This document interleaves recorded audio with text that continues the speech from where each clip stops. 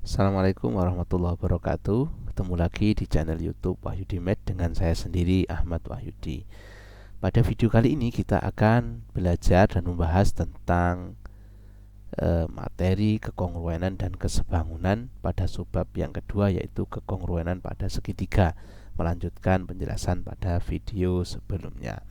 Nah, pada kekongruenan segitiga ini ya,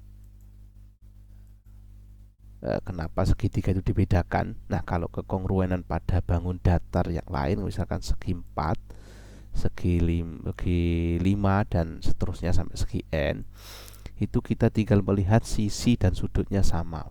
Tetapi ada dua syarat kan, yang penting sudut sama sisi yang bersesuaian sama panjang. Nah, kalau dalam segitiga ya, kalau dalam segitiga cukup memenuhi satu syarat saja bisa dikatakan kongruen. Nah, kalau pada segi 4, kenapa segitiga disendirikan itu ya? Alasannya, kalau segi 4 harus dua syarat dipenuhi. Sudut yang bersesuaian sama besar, sisi yang bersesuaian sama panjang. Kalau dalam segitiga cukup satu saja syarat pasti bisa terpenuhi. Bisa terpenuhi bahwa dua segitiga itu kongruen. Nah, yang pertama adalah syarat cukup kekongruenan segitiga, yaitu 3 pasang sisi yang bersesuaian sama panjang. Jika ada 3 pasang sisi itu sama panjang, maka segitiga itu dikatakan kongruen. Dua segitiga, kemudian sisi-sisinya itu yang bersesuaian sama panjang, tidak perlu melihat sudutnya, maka segitiga itu sudah dikatakan kongruen. Yang kedua, dua pasang sisi yang bersesuaian sama panjang ya, atau dua sudut yang sama, sepasang sudutnya sama besar ya.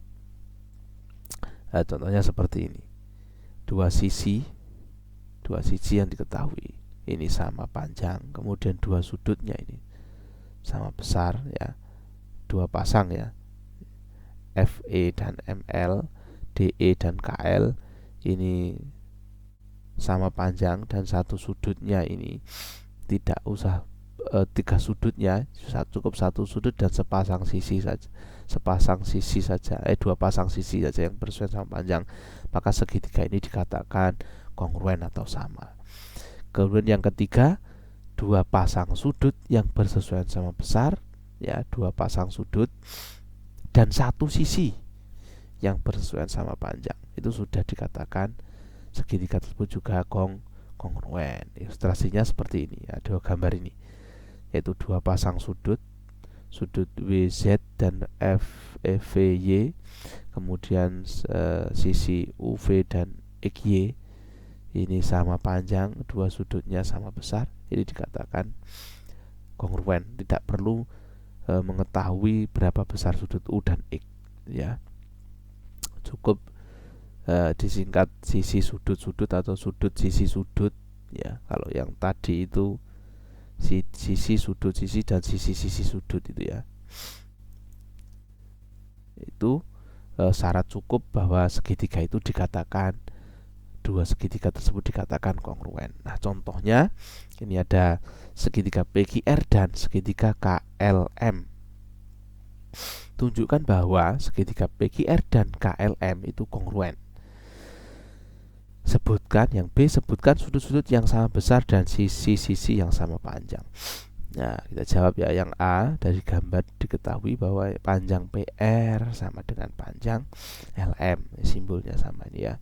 Kemudian panjang QR sama panjang KL, sudut P sama dengan sudut M. Nah, ini sudah memenuhi ini sisi-sisi sudut, maka segitiga ini dikatakan kongruen. Nah, kemudian untuk yang B tinggal kita sebutkan sudut-sudut yang sama, sudut P dan sudut M ya. Kemudian sudut Q dan sudut K, kemudian sudut R dan sudut L dan seterusnya ya. Ini mudah sekali.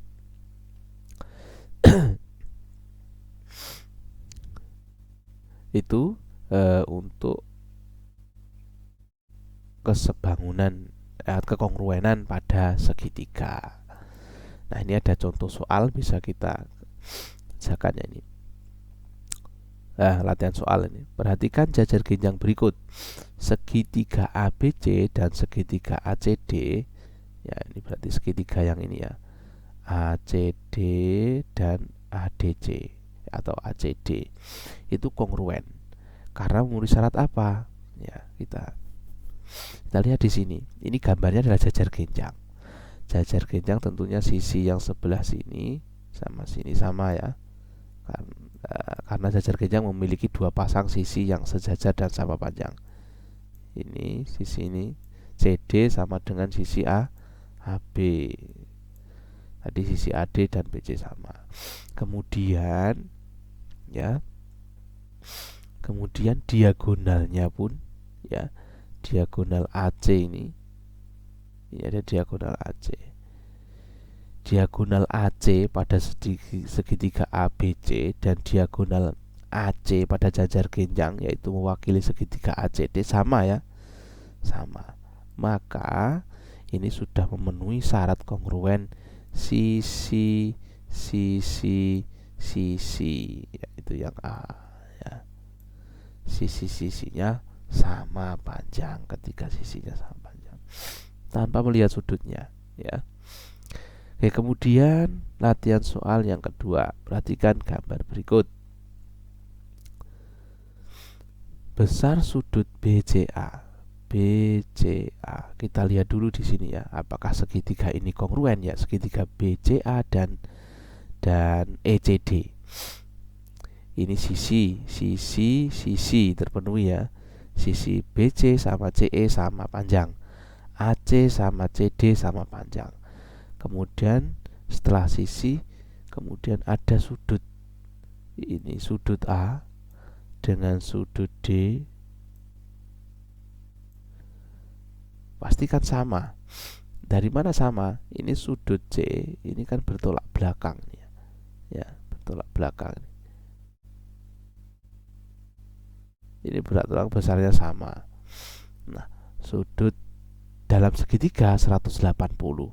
Tentunya 180 dikurangi ini ya, C ini nanti yang diketahui. Kemudian di sini ada sudut B ya. Maka sudut B dengan sudut E juga sama dan sudut D dan sudut A sama. Maka ini terpenuhi sisi sudut. Jadi kongruen. Maka sudut BCA bisa kita cari ya, BCA. Karena sudut E sama sudut B juga sama, karena kongruen ya, 72. Maka sudut BCA, jumlah sudut dalam segitiga itu kan 180. Berarti sudut BCA adalah 180 ya. BCA itu adalah 180, kita kurangi dengan 36 dan 72. 36 tambah 72 itu adalah 108 ya. Jadi 108 dikurang 180 dikurangi 108, 72 derajat. Jawabannya adalah C.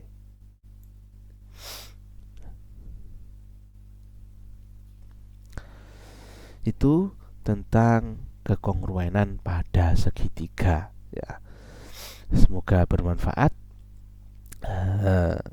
Saya akhiri. Assalamualaikum warahmatullahi wabarakatuh.